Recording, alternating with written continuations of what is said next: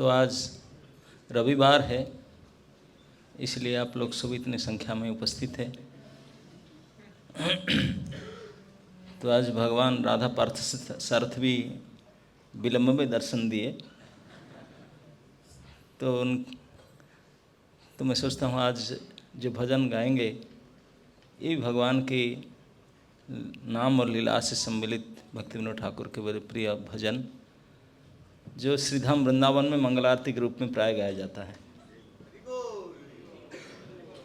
तो आप चाहे तो डिस्प्ले कर सकते हैं, विभावरी शेष आलोक प्रवेश। ओके। विभावरी शेष आलोक प्रवेश, निद्रा छाड़ी उठ जीव।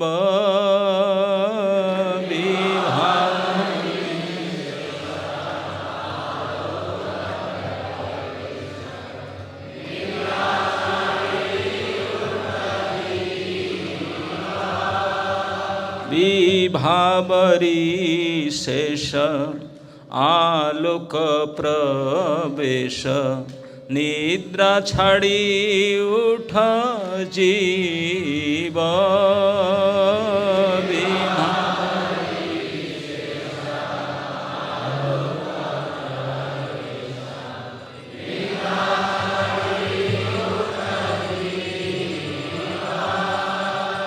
बोलो हरि हरि मुकुंद मुरारी, राम कृष्ण हयग्रीव।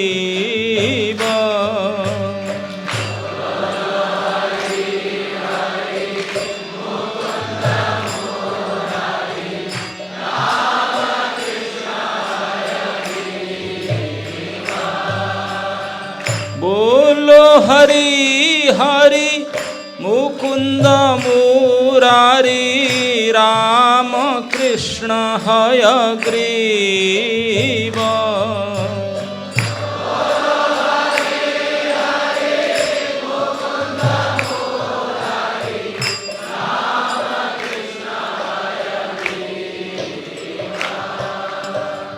नृसिंह वामन श्री मधुसूदन, ब्रजेन्द्र नंदन श्याम।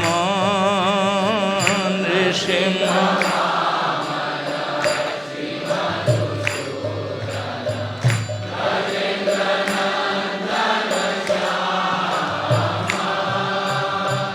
नृसिंह वामन श्री मधुसूदन, ब्रजेन्द्र नंदन श्याम। नृसिंह वामन श्री मधुसूदन, ब्रजेन्द्र नंदन श्याम। पूतना घातन कैतभ सातन, जय दाशरथी राम। पूतना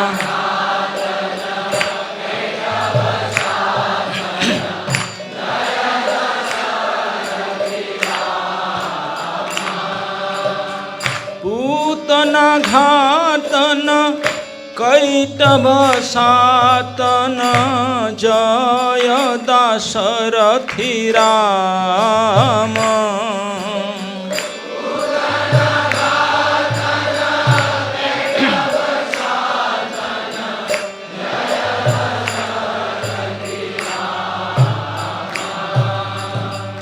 यशोदा दुलाल गोविंद गोपाल, वृंदावन पुरंदर। यशोदा दुलाल गोविंद गोपाल, वृंदावन पुरंदर। यशोदा दुलाल गोविंद गोपाल, वृंदावन पुरंदर। यशोदा दुलाल गोविंद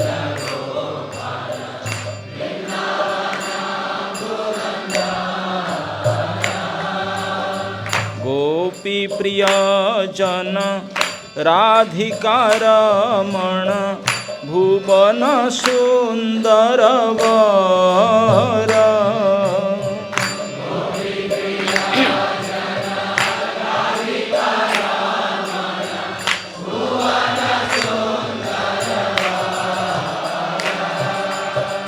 गोपी प्रिय जन राधिका रमण भुवन सुंदर वर।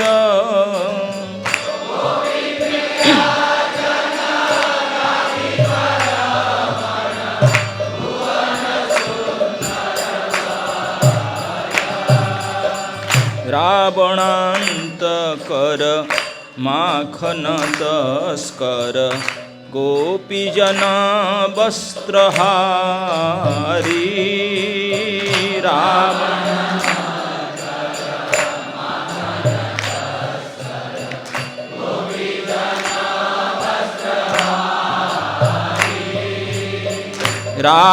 रावणांतकर माखन तस्कर गोपीजन वस्त्रहारी।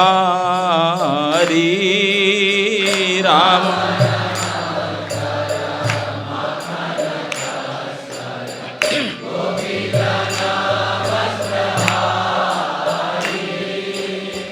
ब्रजेर राखल गोप वृंदापाल चित्तहरि बंशीधारी।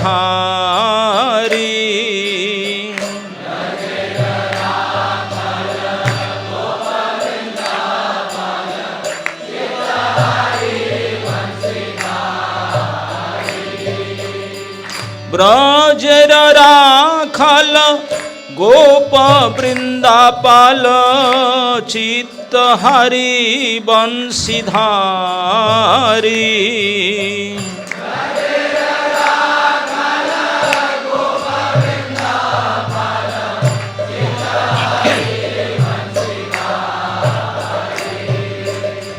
जोगेन्द्र वंदन श्रीनंदनंदन ब्रज जना भयहारी।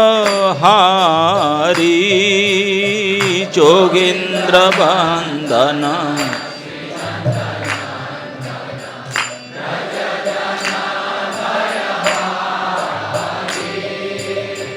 जोगेन्द्र वंदन श्रीनंदनंदन ब्रज जना भयहारी। जोगेन्द्र वंदन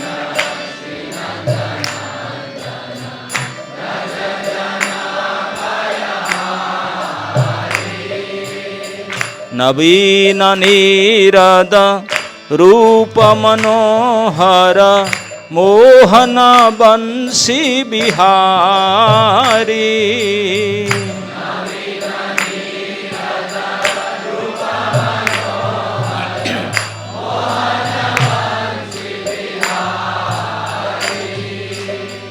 नवीन नीरद रूप मनोहर मोहन बंशी बिहारी।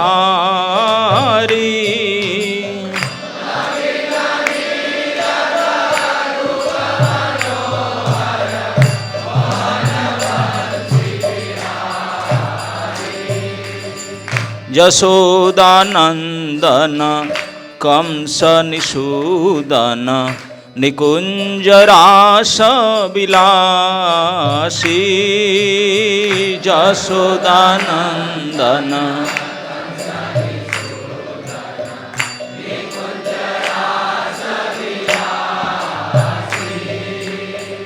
यशोदानंदन कंस निषूदन निकुंज रास विलासी।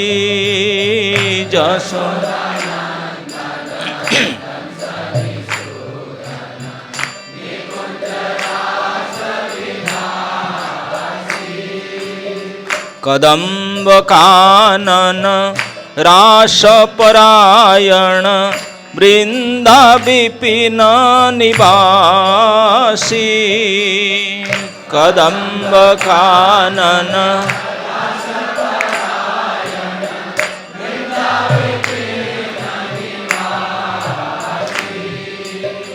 कदम्ब कानन रासपरायण वृंदा विपिन निवासी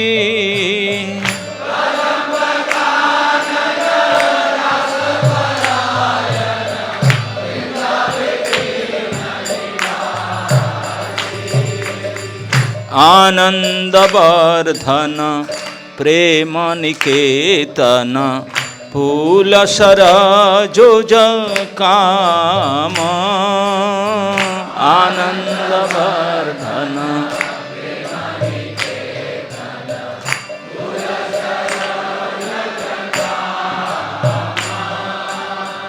आनंदवर्धन प्रेम निकेतन फूल सरजोज काम आनंद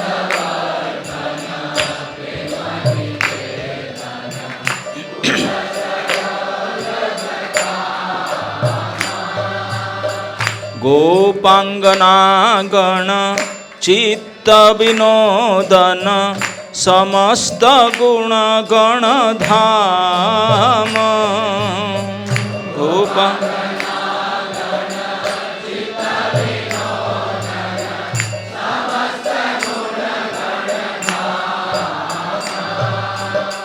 गोपांगना गण चित्त विनोदन समस्त गुण गण धाम गोपांगना गण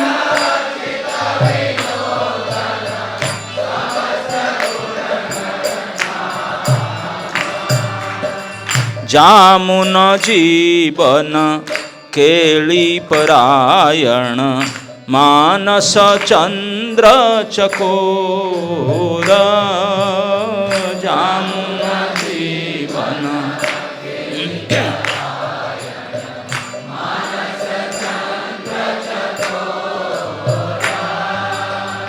जामुन जीवन केली परायण मानस चंद्र चकोर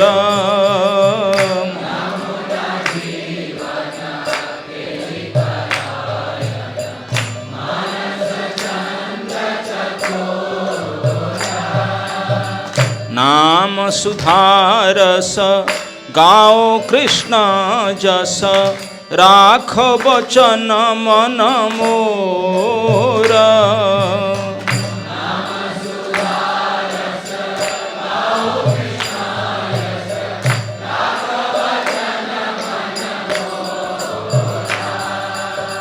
नाम सुधारस गाओ कृष्ण जस राख वचन मन मोर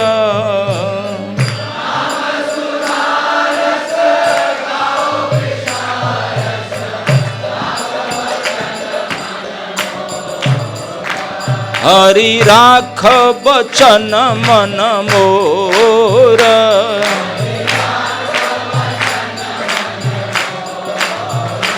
हरि राख वचन मन मोर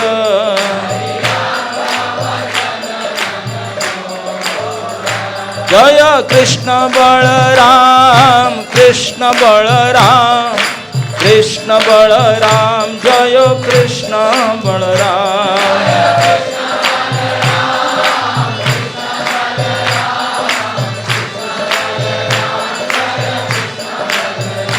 जय राधे श्याम राधे श्याम राधे श्याम जय राधे श्याम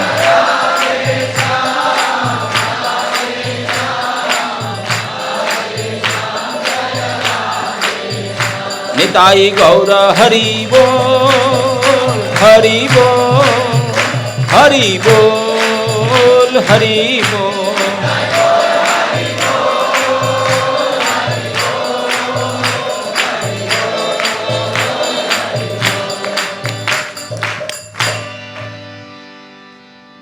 समवेत भक्त वृंद की, श्री कृष्ण कथा महोत्सव की, निताय गौर हरि प्रेमानंदे। तो जो लोग कल से सुन रहे हैं वही कंटिन्यू कर रहा है। कल हम लोग नामकरण के बारे में चर्चा कर रहे थे सायंकाल में कि आचार्य गर्ग ने वसुदेव जी के अनुरोध पर गोकुल यात्रा किए थे। अब जा कर के कैसे उनका भेंट नंदराय जी से हुआ और किस प्रकार उनके अनुरोध से उन्होंने जिस प्रकार उनका अभिष्ट था इसी प्रकार अति संक्षेप रीति में केवल स्वस्ति वाचन आदि करके नामकरण करने के लिए तैयार हुए, क्योंकि श्री जसोदानंदन की उम्र 100 दिन के होने जा रहा था। शास्त्र के हिसाब से बालक के नामकरण के अंतिम तिथि 100 दिन होना चाहिए, उसके बाद में फिर अच्छा नहीं है। तो रोहिणी माता का बड़ा इच्छा था कि 100 दिन के अंदर हो जाना चाहिए। तो गर्गाचार्य इसी हिसाब से पहुँचे थे और गोष्ठ में ही, कोई घर में नहीं, क्योंकि यही कंडीशन था किसी को पता ना चले। तो नंद बाबा ने कहा मैं किसी को, मेरे भाइयों को भी नहीं बुलाऊंगा, ज्ञाति कुटुंब परिवार किसी को नहीं, कोई बाजे गाजे कुछ नहीं है। इसी स्थान पर ये गौशाला को पवित्र करना जरूरत नहीं, क्योंकि गोबर है, सबसे पवित्र नित्य है। तो इस स्थान पर आसन बिछा करके जमुना का जल, कुश और दुर्वाग्रास आदि थे मांगलिक द्रव्य अक्षत आदि ले लिए। वहीं से घट स्थापन करके गणपति पूजन करके स्वस्ति वाचन किए। बोले बस इतने में कर दें। तो नंद बाबा ने रोहिणी देवी और जसोदा रानी को बुलाए। जसोदा ने रोहिणी नंदन को अपने अंक में लाए थे, रोहिणी देवी ने जसोदा नंदन को अपने अंक में लाए थे। तो सबसे पहले बड़े पुत्र का नामकरण होना चाहिए। तो आचार्य गर्ग कहते वसुदेव के सामने, वसुदेव सबसे पहले तो नंदराय ने जसोदा की अंक से आपके बड़े कुमार जो कर्पूर गौरवर्ण के थे मेरे गोद में रखे और उनका नामकरण का वर्णन हम काल कर चुके हैं। उनके बारे में बताने के बाद में उन्होंने दूसरे कुमार जो आपके छोटे कुमार हैं, वसुदेव जी बता रहे हैं, रोहिणी के गोद से लेकर के मेरे अंक में रखे। जब मैं उनको मेरे गोद में पाया तो मुझे संभालना थोड़ा कठिन हुआ अपने आप को, क्योंकि साक्षात परात्पर परम ब्रह्म का स्पर्श भी कुछ साधारण तो नहीं होता, ये तो समझ रहे थे। अपने को संभाल करके अब क्या कहें। बोले वसुदेव धन्य है आप, परम धन्य है आप। आपके घर में साक्षात श्री हरि अवतार लिए और आपसे भी सहस्र सहस्र गुण धन्य गोकुलपति नंदराय है, जिन्होंने उनको पाल रहे हैं और इतने वात्सल्य से, स्नेह से। और उन साक्षात श्री हरि के नामकरण में क्या करूं, लेकिन मुझे करना ही पड़ेगा। तो वो ध्यान देकर मेरे ओर देख रहे थे। वसुदेव जी को गर्गाचार्य बोल रहे हैं कि बोले वसुदेव आपके कहने पर मैं गोकुल गया और आपके दोनों पुत्र का नामकरण किया। अगर मैं गोकुल आज न जाता मेरा जीवन असफल रह जाता। मेरे जन्म जन्म के तप जब सफल हो गया आज उनके दरस परस पा करके, साक्षात श्री पुरुषोत्तम के दर्शन और स्पर्शन पा करके मेरा जन्म सफल हो गया। आज केवल आपके कहने पर मैं गया था, नहीं तो आज मेरा बहुत बड़े जीवन की हानि हो जाता। इसलिए मैं आपको पूजा करने के लिए, प्रणाम करने के लिए आया हूँ, मैं आश्रम नहीं गया हूँ। वसुदेव जी बोले वो तो ठीक है, नाम क्या रखे छोटे कुमार का, मैं जानने के लिए बड़ा उत्सुक हूँ। आचार्य गर्ग बोले उनका नाम मैं क्या रखूँगा। मैं बताया इन पुरुषोत्तम ने तो अनेक बार जन्म हुए हैं, वो होते ही रहेंगे। पहले तो उन्होंने श्वेत वर्ण भी धारण किए थे, रक्त वर्ण भी धारण किए थे, पीत वर्ण भी धारण किए थे, अभी कृष्ण वर्ण धारण किए, इदानीम कृष्णताम गतः। इसलिए अभी अगर वो कृष्ण वर्ण धारण करके आए हैं तो उनका नाम कृष्ण, श्री कृष्ण चंद्र रख दिया जाए। उनको बहुत पसंद आया।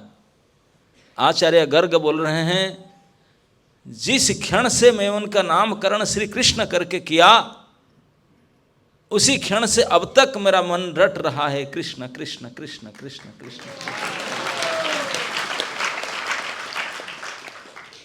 और वो बोलते हैं ना जाने कितने आनंद, कितने आकर्षण, कितने अमृत इस नाम में भरा पड़ा है, रोके नहीं रोकता। अद्भुत नाम है। ऐसे नामकरण करके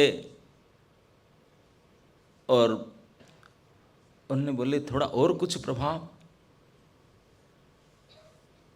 तो मैंने बताया इन पुत्र रत्न ने पहले कभी वसुदेव जी के वहाँ भी जन्म लिया था, इसलिए जानकार लोग उसका नाम वासुदेव भी कहेंगे। ऐसे वासुदेव का अर्थ भी बसति सर्वत्र इति, वसु अंतर्जामी पुरुष का नाम भी वासुदेव है, तो ये अंतर्जामी पुरुष भी है। यद्यपि मैंने ऐसे कहा कि वसुदेव के घर में भी पैदा हुआ था, लेकिन नंद महाराज कुछ चौंके नहीं कि वसुदेव का लड़का है क्या, नहीं।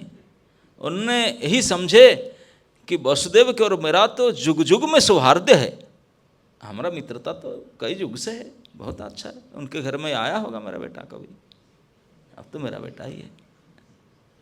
और कुछ उनके गुण गारिमा प्रभाव के बारे में बोले, उनके प्रभाव में क्या बताऊं, इतना समझ लो कि इनके वजह से केवल आप, आपका परिवार नहीं, आपके नंद ब्रज गोकुल अनेक अनेक विपत्ति से उधार पा जाएगा। बहुत विपत्ति से तर जाओगे उन्हीं के चलते। ये संपूर्ण नंद गोकुल को परम आनंद प्रदान करेगा, आप सबको परम आनंद देगा। और वो मनुष्य महाभाग्यवान होंगे जिनका उनसे प्रेम होगा। जैसे सुरों ने नारायण के आश्रित रह करके बलशाली होते हुए भी असुरों के द्वारा आक्रांत नहीं बन होते, इसी प्रकार उन्हीं के चरणाश्रय में जो रहेगा उनको कोई शत्रु दबा नहीं सकता। तो इसलिए केवल मात्र उनके शरण में रहिए। और कुछ उनके बारे में आगे क्या बताऊं, उनके श्री वैभव, बल, विक्रम, प्रभाव आदि के बारे में तो जो मेरा मन में आता है वाणी उसको बोलने में समर्थ नहीं है। केवल इतना मैं कहता हूँ कि उनके तुलना में बल, विक्रम आदि में, रूप गुण आदि में केवल श्री नारायण ही कुछ हद तक समान हो सकते हैं, बाकी किसी का तुलना ही नहीं है। नंद बाबा सोचने लगे मैं तो नारायण की पूजा करता ही हूँ शालग्राम की, उनकी कृपा से तो ये पुत्र रत्न प्राप्त हुआ है, नारायण की कृपा ही है। लेकिन गर्गाचार्य बोले उनके तुलना में नारायण ही कुछ हद तक माने जा सकते हैं, लेकिन वो उनको ही समझ में आया। तो इसलिए हे नंदराय, मैं आपको अनुरोध करता हूँ इस पुत्र रत्न को आप सर्वोत्त भाव ने सुरक्षा प्रदान करो, उनको पालन लालन करो। नंदराय बोले मेरे पूरे गोकुल, संपूर्ण गोधन, मेरा सर्वस्व इनके चरण में न्यौछावर है, और क्या चाहिए, एक ही तो मेरा है। और इतने परम आनंदित होकर के श्री नंदराय ने प्रणाम किए, रोते रोते और बोले कि कुछ दक्षिणा आपको देना चाहता हूँ, जो आप चाहें, धन रत्न गो इत्यादि। लेकिन गर्गाचार्य बोले मैं मना किया, बोले नहीं, मैं जैसे आया अकेले ऐसे अकेले जाना, तो कुछ लेकर नहीं जाऊंगा। यहाँ तक कि मुझे विदा करने के लिए आप गोष्ठ से बाहर भी नहीं जाएंगे मेरे साथ, क्योंकि बिल्कुल पुत्र के भविष्य के लिए, कंस के दौर अत्याचार से बचने के लिए बहुत आवश्यक है गुप्त रखना। मेरा यहाँ आना, ये नामकरण, ये सारे विशेष रूप से गुप्त रखना है, किसी को नहीं बताना। नंद महाराज समझ गए, सश्रुलोचन में प्रणाम किए, दंडवत प्रणाम किए। दोनों माताओं ने दोनों बालकों को गर्गाचार्य के चरण में सुला दिए और दोनों माताओं ने प्रणाम किए और गर्गाचार्य ने विदाई लिए।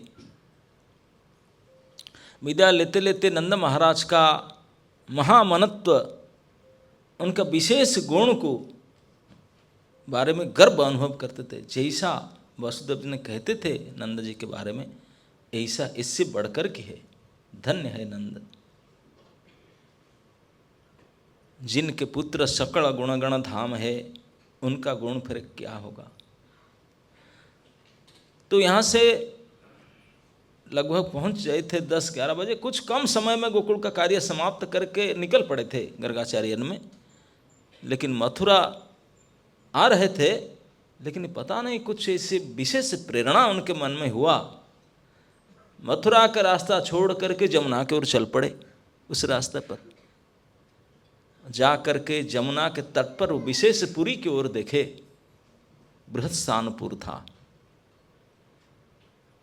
और मध्याह्न हो चुका था।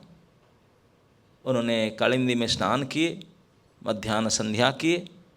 इतने में ही गोपों से खबर पा करके श्री वृषभानु जी महल से उतर करके घाट पर आ गए और अतिशय अनुनय विनय किए। आचार्य गर्ग बोलते मुझे अतिशय अनुनय विनय किए आतिथ्य रूप में मुझे वर्ण करने के लिए। और मैं पहले से बता, मेरे स्वभाव इतने रुखे नहीं है कि मैं किसके अनुग्रह को मना कर दूं, स्वीकार कर दूं। मैं उनके साथ में उनके भवन में गया,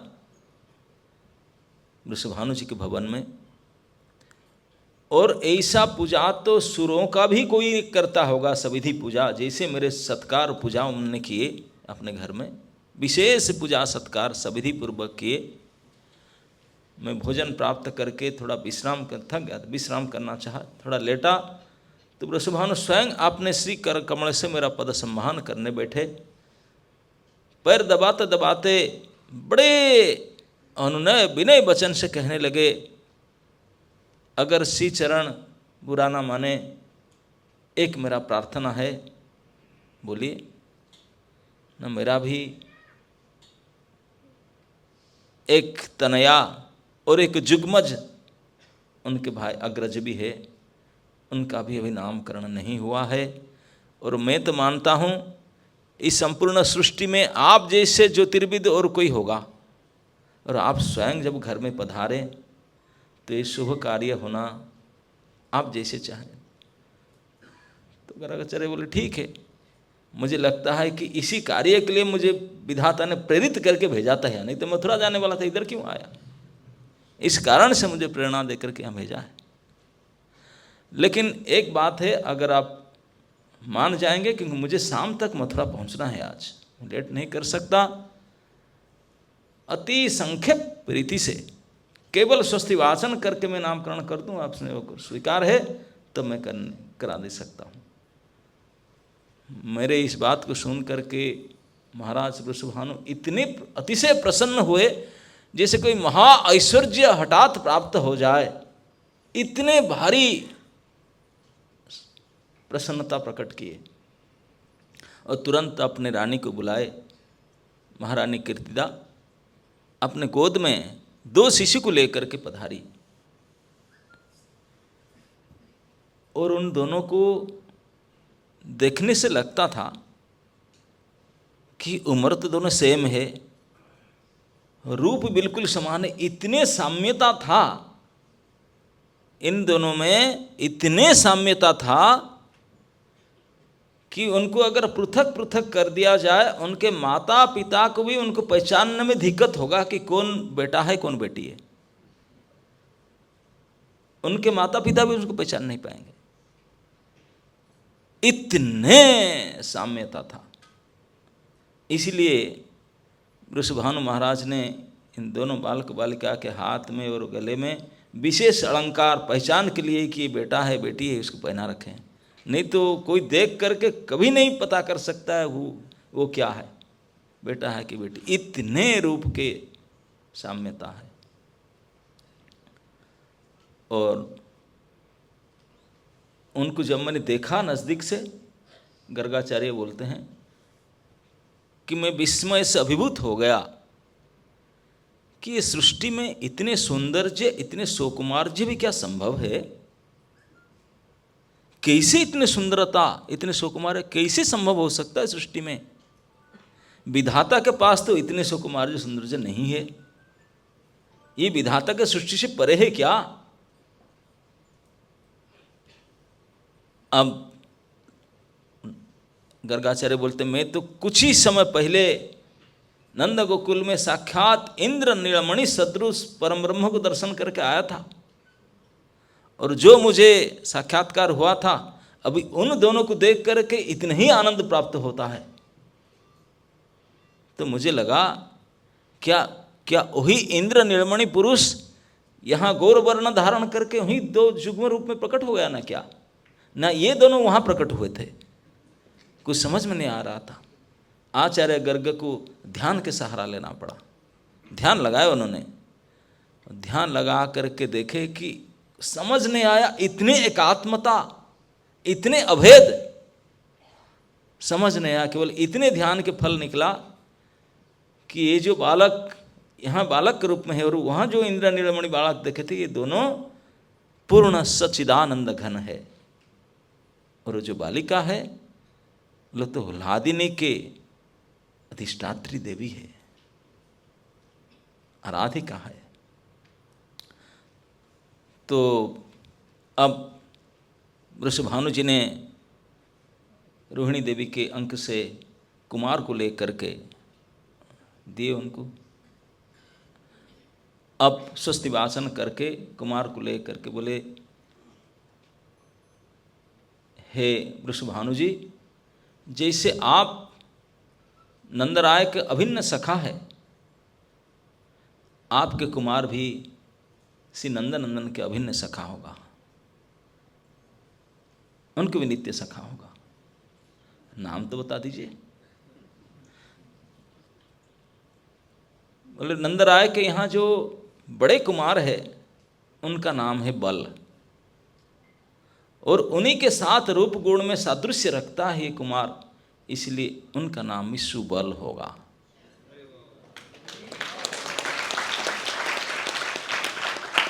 सचमुच आप आगे चल करके जानेंगे कि कभी कभी राधा रानी जब जावट में रहती थी, जब भारी समस्या होती थी, बाहर निकलने के लिए बहुत आकट थी, तब एक विशेष वेश पहन करके राधा रानी जा सकती थी, वो है उनके भाई सुबल सखा के वेश। क्योंकि सुबल के और राधा रानी को खड़ा कर दो, दोनों कोई भी नहीं पहचान पाएंगे, 19-20 की फर्क नहीं। सुबल के ड्रेस फुल मैचिंग है राधा जी को, राधा जी की ड्रेस सुबल को पहना दो, वो कोई भी साक्षात राधा वही है, और सुबल के वेश राधा के बदले यही सुबल है। तो भगवान ने बनाए थे इसीलिए, इस लीला के लिए, इस चाल के लिए बनाए थे।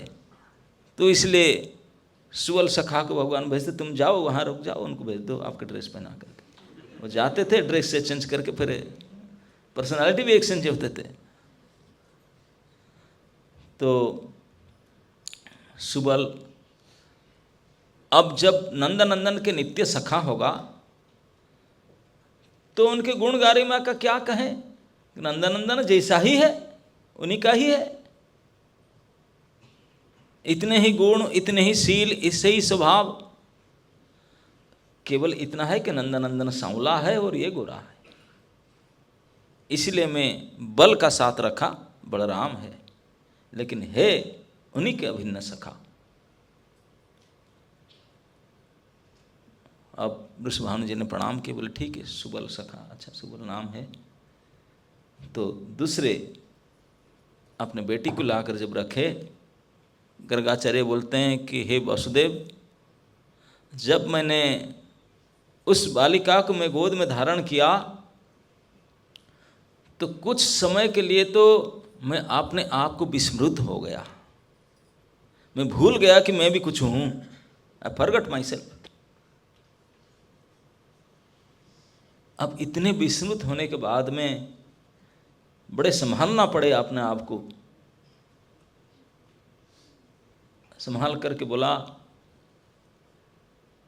कि उनको नाम क्या रखा जाए। वो तो सृष्टि के आराधिकाओं के शिरोमणि है, महाभावमयी मूर्ति है, लादिनी शक्ति का अधिष्ठात्री देवी है, इसलिए उनके नित्य नाम तो श्री राधा ही है।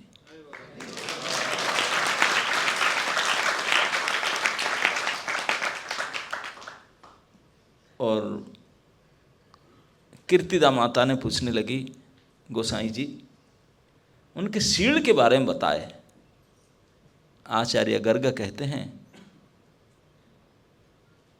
कि कोई भी कुलीन आर्य स्त्री अपने बेटी के लिए सबसे पहले शील ही इच्छा करेगी। उनको सुता चाहिए तो सुशील वाली सुता चाहिए। हाँ, पुत्री के लिए अच्छा रूप हो, अच्छा गुण हो, अच्छा संतान हो, सुख हो, सुंदर पति मिले, ये सब ठीक है, ये सब आशा करते हैं, लेकिन ये सबसे श्रेष्ठ है उनको शील मिले। शील शब्द का अर्थ समझते हैं आप लोग? शिल्पुआ नहीं है पत्थर वाला। श्री राम शील स्वभावा। शीलता मतलब सभ्यता, जेंटलनेस, भद्रता, और सभ्यता को शील कहते हैं। इतने सभ्य स्वभाव, इतने भद्र स्वभाव, सद्गुण मंडित स्वभाव, उसको कहते हैं शील। शीलता माँ से आता है। तो माँ ने ये पूछा कि बेटी का शील के बारे में बताए, पूछना आवश्यकता था उनको। आचार्य गर्ग बोले, माँ कीर्तिदा आपके बेटी के शील के बारे में आप जानना चाहती हो? उनके शील के बारे में क्या कहूँ? उनकी शील स्वभाव, उनके शुद्ध प्रेम संपूर्ण सृष्टि के प्रेम के आदर्श शाश्वत रूप में बना रहेगा। उन्हीं के प्रेम का स्मरण करके ही लोग अपने आप को धन्य मानेंगे। और गुण, शीलयुक्त गुण अनंत काल तक प्रत्येक प्राणियों को सारे सद्गुण प्राप्त होगा केवल उनके चरण की स्मरण करने से। जिनका चरण की स्मरण से सभी को शीलता सद्गुणता प्राप्त होता, पर उनका गुण के बारे में पूछता ही क्या है? उनको चिंतन और स्मरण करो, दूसरे को सद्गुण प्राप्त होता है। तो उनका गुण बारे में कुछ सोचो मत। वो तो जुगपत सृष्टि के लिए आदर्श बना रहेगा। अब वृषभानु जी पूछे, आचार्य जी उनके विवाह? आचार्य गर्ग जानते थे ये प्रश्न आने वाला है कि किसी का कन्या हो, माता पिताओं का यही चिंता रहता है। ये सुचिंता की दुश्चिंता पता नहीं, लेकिन चिंता तो ही रहता है कि उनके शादी कैसा होगा। स्वाभाविक है। तो पूछे उनके विवाह के बारे में। आचार्य गर्ग बोले, उनके विवाह के बारे में आप जानना चाहते हैं, लेकिन कुछ ऐसे बात होता है जो सबके सामने नहीं कहा जा सकता। मैं एकांत में वृषभानु को बताऊंगा। तो वृषभानु ने बोले चलिए। आचार्य तो एकांत कक्ष में ले गए। यद्यपि उनको पता था जो मैं बताऊंगा वो कृतिदा रानी को बता ही देंगे, ये तो मुझे पता था, लेकिन इन दो जुग्म पुत्र और कन्या जो नन्हा शिशु के नाटक कर रहे हैं, उनको मैं अकेले भूल कैसे शिशु समझने का भ्रम कर सकता हूँ, गलत कैसे कर सकता हूँ? ये तो साक्षात सच्चिदानंद घन मूर्ति है। तो इसलिए एकांत कक्षा में जब वृषभानु जी पूछे तो उनको बोले कि मैं यही कहा कि आपके तनया श्री नंदन नंदन के चिर नित्य सहचरी है। तो वृषभानु बोले आप विवाह आप करा दे।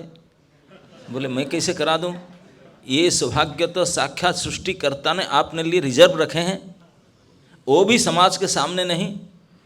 अरे नित्य आदि दंपति का विवाह कैसे? जितना मित्र पहुँचा रहेंगे तो कुछ आशीर्वचन बोल के जाइए। माइक है नहीं? यही माइक देना। हरे कृष्णा, बहुत बहुत धन्यवाद। तो महाराज की जो कथा है ये आप लोग जो आस्वादन कर रहे हैं, ये बहुत ही बड़ा सौभाग्य है। और ये जो कथा है ऐसी है जो अपूर्व है, जो कि पहले कभी नहीं सुनी गई।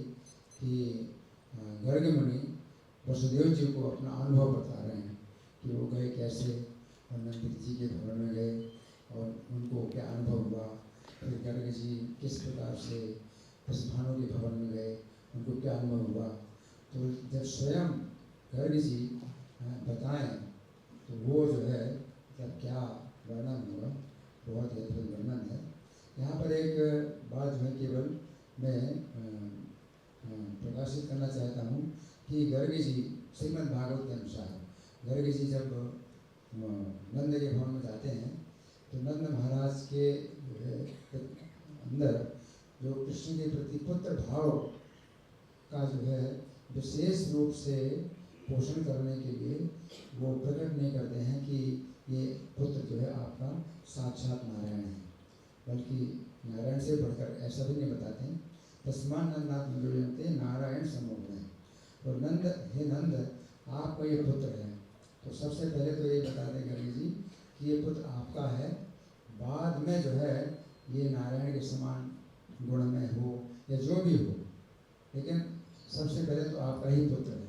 तो जो पुत्र भाव है उसको बहुत ज़्यादा पोषण करने के लिए गर्ग जी सबसे पहले कहते हैं आत्मजोयन्ते, तुम्हारा ये पुत्र है।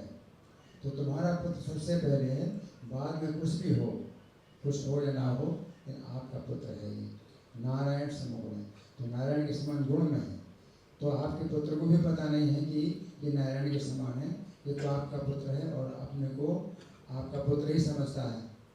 आप उसके पिता हैं, आप इसको अपने को आप पिता समझो, और ये पुत्र ये जो है अपने को आपका पुत्र समझता है।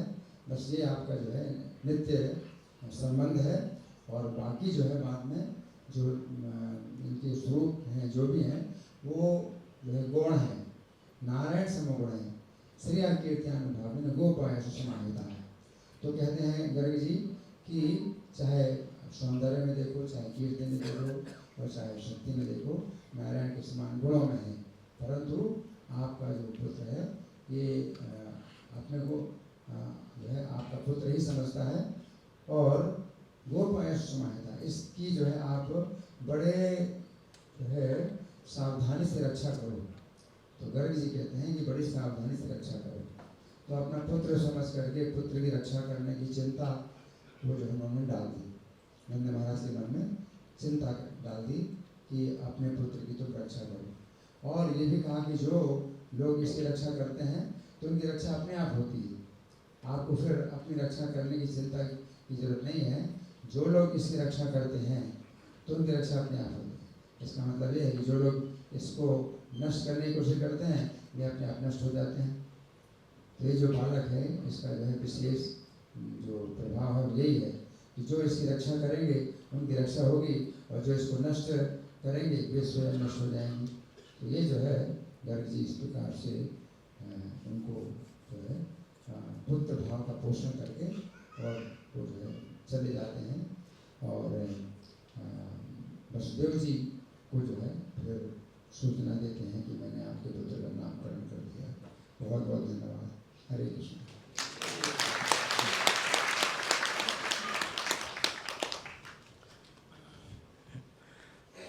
तो आचार्य गर्ग ने वसुदेव जी को बताया कि वो तो गए थे गोकुल, लेकिन किसी प्रभु के विशेष प्रेरणा से बृहत्सानुपुर भी गए और उन दोनों का भी नामकरण करके आए।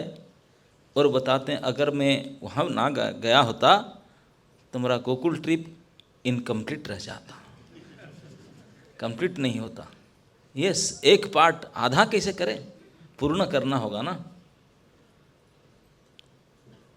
अब जब वृषभानु जी रिक्वेस्ट किए उनको कि आप जब बोलते हैं कि ये तो रिजर्व्ड है नंदनंदन के लिए, तो आप सबसे प्रधान आचार्य, आप ही करा दें उसको इस शुभ कार्य को। लेकिन उन्होंने उनके सामने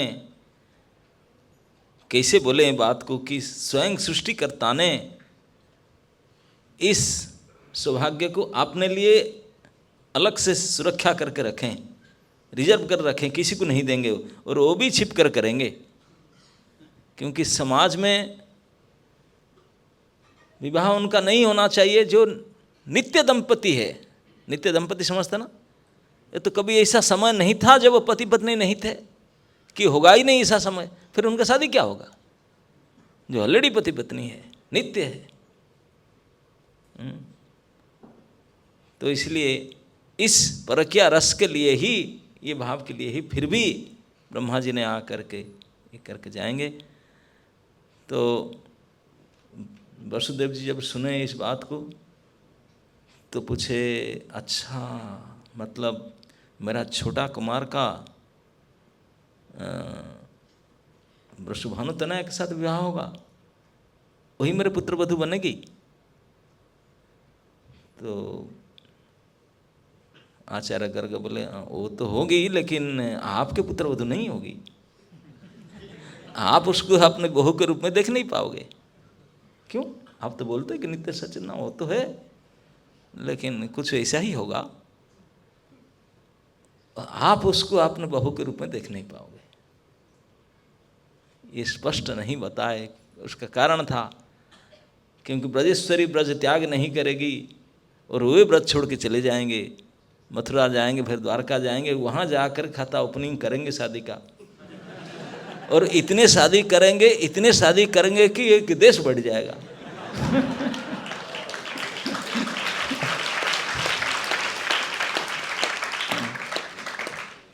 तो इसलिए ये जो उनके नित्य सहचरी है, उनको पुत्रवधू के रूप में देखने का आपको सौभाग्य नहीं मिलेगा।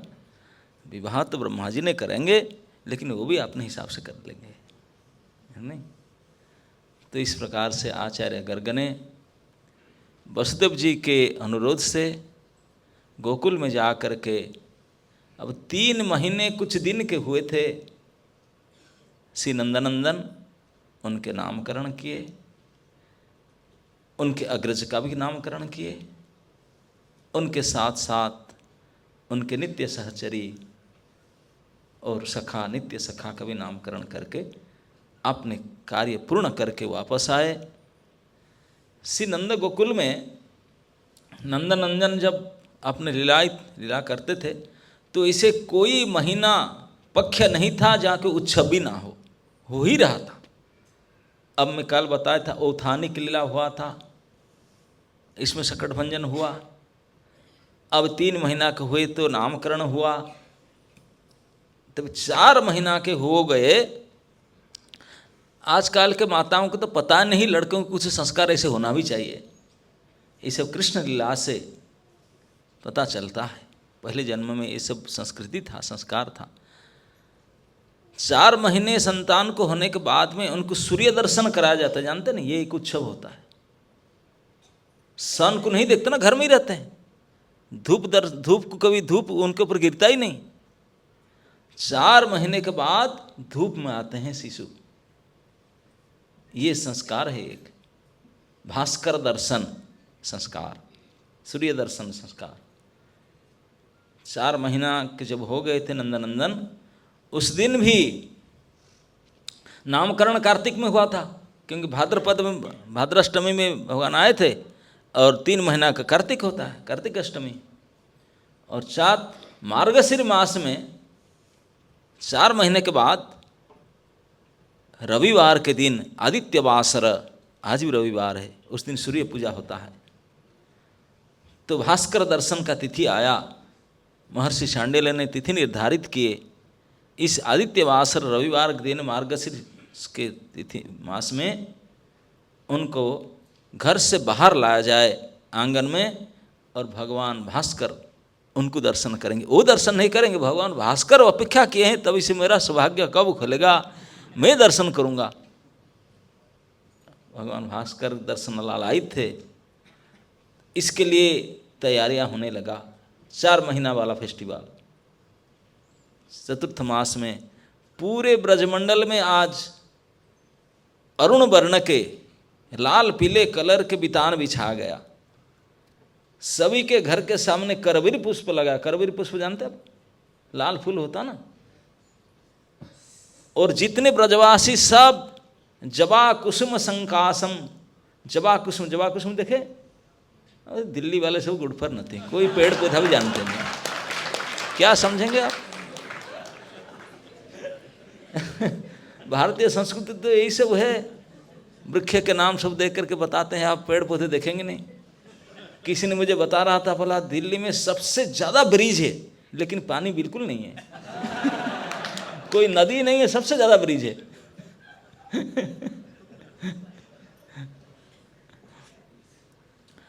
तो इस प्रकार मतलब सूर्य के अरुण वर्ण का वस्त्र सभी को पहनाया गया, यहाँ तक कि गोष्ठ में गाय बछड़े को भी इसी कलर लगाया गया। रोड, आंगन, घर, खंबा, जितने पुरुष स्त्री सब सेम कलर, लाल पीले कलर के, सूर्य वर्ण के। आज सूर्य के दर्शन होगा ना, इस कलर के सब ड्रेस, अलंकार, पद्मराग, मणि सब ऑर्डर देकर के उसी दिन के लिए पहने थे। पूरे ब्रज आज अरुण वर्ण में, अरुणिमा में दिखाई पड़ता था, जहाँ देखो तहाँ। और पूरे आंगन में रंगोली किया गया था। पीवरी ताई, नंद जी के 5 भाई थे, नंद जी थर्ड वन है, उनके ऊपर में 2, नीचे 2। तो उनके ऊपर वाले जो भाई, उनके पत्नी का नाम था पीवरी। उसका नाम तो सुषमा थी, लेकिन मोटी थी थोड़ी, स्थूल काया। मोटी होने के नाम से उनको बचपन से पीवरी पीवरी बोलते थे। वो बोलते हैं कि मुझे तो अपने शरीर अच्छा लगता है, लेकिन लोगों को अच्छा नहीं लगता। हाँ, चलने से थोड़ा थक जाती हूँ जल्दी, पसीना थोड़ा ज़्यादा आता है, लेकिन अच्छा लगता है। तो पीवरी ताई ने आज तो बहुत जल्दी उठ गई थी, अंधार अंधार था, बड़ी भोर से उठ करके नंद भवन में आ गई। आ करके करवीर पुष्प की बंदनमार बनाई और कुमकुम और रक्त चंदन से लेकर के रंगोली की। रंगोली समझता ना? हाँ, वो तो जानते हैं, चित्र। केवल वो नहीं, पूरे ब्रज के जितने गोपियां थी सब आज अपना अपने घरों से ये लाल रंग के सिंदूर आदि लेकर के रंगोली करने लगे कि लगता है कि पूरे गोपांगनाओं के चित्रकला के प्रदर्शन आज ही करना था। इतने सुंदर सुंदर रंगोली कर रहे थे। श्री देवी रोहिणी ने, पूर्व वंश के महारानी वंशजी श्री रोहिणी, स्वयं अपने हाथ से नंद आंगन में बिल्कुल फ्रंट ऑफ दी गेट, नंद भवन के सामने इतने सुंदर एक फूल बनाई विभिन्न विभिन्न प्रकार के कलर से। और पीवरी ताई तो पहले से आ गई थी, और आज वो भी लाल वस्त्र और अलंकार पहनकर आई थी। यद्यपि इतने वृद्धा हो चुकी थी, लेकिन जब लाल कपड़ा पहनती थी लगता है कि अभी आज बहू बनकर के आई। तो श्री रोहिणी भाभी ने नीलमणि को गोद में लेकर के आए और आकर के ताई के गोद में दे दिए, क्योंकि व्यस्तता है। सभी लोग आज, यहाँ तक कि ऋषि मंडली, सांडिल्य ऋषि भी सूर्य उदय से पहले, क्योंकि सूर्य पूजा करना है ना, तो पहले आना होगा, आ करके ऑलरेडी गणपति पूजन घट स्थापन कर चुके हैं। अब नंदराय को बोले स्नान तान कर रेडी हो जाओ, सूर्य उदय होते ही अर्घ्य देना है, सूर्य अर्घ्य देना है। और नीलमणि को ले आए। सुबह सुबह पीबरी ताई गोद में लेकर बोलती, ओहो हो, इतने सुकोमल, इतने नवनीत कोमल शरीर, नवनीत मतलब उनके शरीर तो मिल्ट हो जाएगा, माखन जैसा है ये नवनीत कोमल शरीर है, ये कैसे सूरज की ताप सहन सकेगा, है ना। नहीं, यद्यपि सूरज वो था पौष मास का, पौष मास में थोड़ा ठंडाई भी रहती, ठंडी रहती है, और ठंडी के समय सूर्य किरण थोड़ा अच्छा लगता है ना। धूप में सब बैठते हैं जाकर, घर में कोई नहीं बैठता, ऐसी फैसी तो ठप हो जाता है, इनएक्टिव होते, सब धूप में जाकर बैठते हैं। तो धूप अच्छा लगता है, लेकिन फिर भी इतने सुकुमार शरीर वो कैसे धूप को सहन करेगा। उनको कष्ट होने लगा पीबरी ताई को। लेकिन जो भी हो, नंदराय आए और भगवान भास्कर उदित होते ही उनको अर्घ्य दान किया गया। अभी उनको घर में ले गई थी पीबरी ने, ना ना ना ना ना, अभी इसके सुकुमार को। तो महर्षि शांडिल्य बोले कि जब सूर्य के उदय होता है, उनके अरुणिमा जब छूट जाते हैं, लालपन छूट करके उज्ज्वलता आता है, तभी कुमार को बाहर लाना है। श्री नंदराय कहा करते हैं कि सूर्य सबसे मंगल है, सूर्य दर्शन भी मंगल है, और शरीर में अगर सूर्य रश्मि पड़े तो विटामिन डी ही होता है। तो आजकल डॉक्टर भी कहते हैं विटामिन डी अगर बनता है तो सूर्य किरण से बनता है कि नहीं। तो हमेशा घर में रहे, शिशु को अरसा घर में रखा रहे, आंगन में धूप में नहीं लाएं, तो उनको पृष्ठ कैसे होगा, अंग प्रत्यंग, विटामिन डी कैसे मिलेगा, हड्डी अस्थि ये सब पोषण कैसे होगा। तो इसलिए पूरे समुच्च शरीर में सूर्य किरण लगना बहुत ही आवश्यकता है। इसलिए आज प्रथम सूर्य दर्शन उत्सव ये किया जाता है। ये प्राय शिष्यों को कराया जाना चाहिए, लेकिन आजकल तो कोई जानते नहीं इस बारे में, क्या करेंगे। ऐसी रूम में रहते रहते तो सूर्य दर्शन के लिए बोले कि जब उसका उज्ज्वलता आ जाए, मतलब लाल लाल में नहीं, थोड़ा उनका तेज हो जाए सूर्य, तभी लेकर के आना। बोलते हैं ये कैसे सहेगा, ये बड़े कठोर है, ये एक बार पहले जब लाल लाल है तब चल जाए, लेकिन जब प्रकाशित हो जाए तब ये बच्चा कैसे सहेगा। लेकिन विधि यही है। तो उनको लाया गया और बोलते हैं देवरानी, पीवरी बोलते हैं कि उनकी देवरानी जसोदा है, वो भी बिल्कुल जवा फूल की तरह, जवा बोलते हैं मंदार पुष्प, मंदार जानते हैं ना, लाल फूल होता है, हाँ, वो पुष्प की कलर के साड़ी पहनी हुई थी और सभी इस रंग के पहने हुए थे। नंदराय भी कसाय वस्त्र धारण किए थे, सैफरन कलर वो भी पहने थे उस दिन।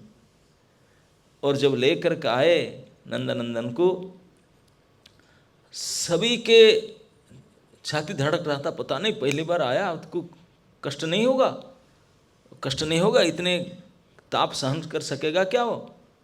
लेकिन वो जैसे आया, इतने सारे रंग बिरंगी फूल और इतने सारे चित्र कड़ाएँ रंगोली बने, तो इतने अच्छा लगा, हाथ पैर उछाल करके किलकारी लेने लगा। इतना आनंदित हुआ, इतने आनंदित हुआ। तो कुछ क्षण फिर उनको शांडिल्य ऋषि ने उनके हाथ में करवीर पुष्प दिए और कुंकुम रक्त चंदन से तिलक, कुंकुम से तिलक किए, अक्षत लगाए और उनसे आरती करा दिए। बोले ठीक है अभी ले जाओ, ज़्यादा समय नहीं रखना है। इतने ही सूर्य किरण लगे। इसी के लिए, एक कुछ क्षण इसी के लिए पूरे ब्रज सज गया था। आज सूर्य दर्शन के उत्सव होगा, आदित्य वासर के उत्सव होगा। इस उत्सव में कितने ब्रजवासी आनंदित हुई। ये चौथा महीना का फेस्टिवल था। चौथा महीने के बाद माघ मास आएगा और 5वां महीना में एक और उत्सव होगा, भूमि उपवेशन। मिट्टी पर बैठेंगे। अब तक तो पलने और गोद में थे, अभी जमीन पर बैठने का 5वां महीना में, और 6ठा महीना में अन्नप्राशन। ये 2 उत्सव का बात दोपहर में बताएंगे। हरे कृष्ण।